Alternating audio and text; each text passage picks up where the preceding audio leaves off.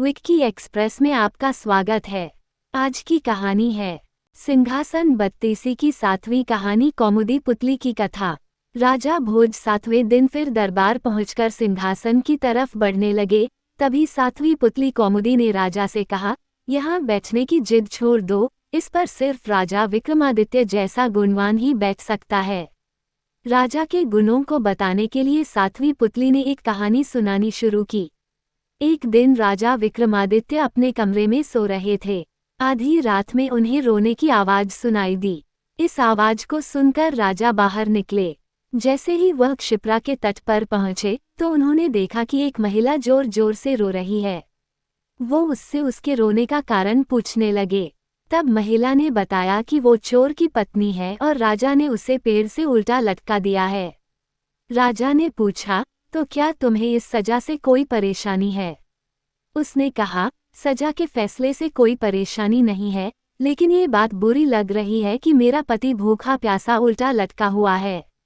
इतना सुनकर राजा ने झट से पूछ लिया कि उसने अब तक उसे कुछ खिलाया पिलाया क्यों नहीं। तब उसने कहा, वो बहुत ऊंचाई पर लटका हुआ है और मैं किसी की मदद के बिना उस तक खाना नहीं पहुंचा सकती हूँ। तब विक्रमादित्य ने कहा, चलो मैं तुम्हारे साथ चलता हूँ।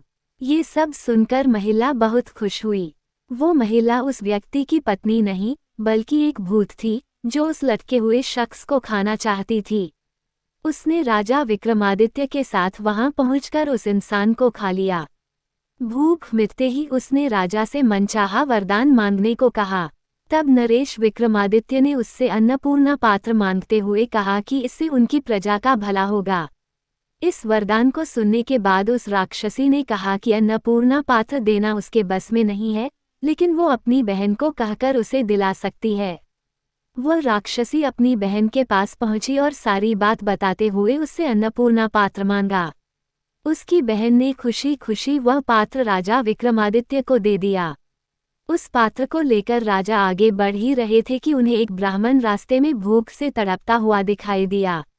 उसने कहा, हे राजन, मैंने बहुत दिनों से कुछ खाया नहीं है, मुझे जल्दी से कुछ खिला दो। राजा ने तुरंत अन्नपूर्णा पात्र से भोजन मांगा और ब्राह्मण को खिला दिया। भोजन खिलाने के बाद राजा ने ब्राह्मण से दक्षिणा मांगने को कहा। ब्राह्मण ने राजा से वह पात्र मांग लिया और कहा कि इसकी मदद से वो कभी भूखा नहीं रहेगा। राजा ने बिना किसी झिझक के उसे तुरंत पात्र दे दिया और राजमहल की ओर आगे बढ़ गए। इतनी कहानी सुनाते ही 7वीं पुतली उड़ गई। ये सब सुनकर राजा भोज सोच में पड़ गए। उन्होंने मन में सोचा कि अब यहाँ बैठने का कोई और उपाय सोचना पड़ेगा। कहानी से सीख, निस्वार्थ भाव से सभी की मदद करनी चाहिए। दूसरों के लिए अच्छा सोचने वाले के साथ अच्छा ही होता है। सुनने के लिए धन्यवाद। मेरा चैनल सब्सक्राइब करें, लाइक और शेयर भी करें। धन्यवाद।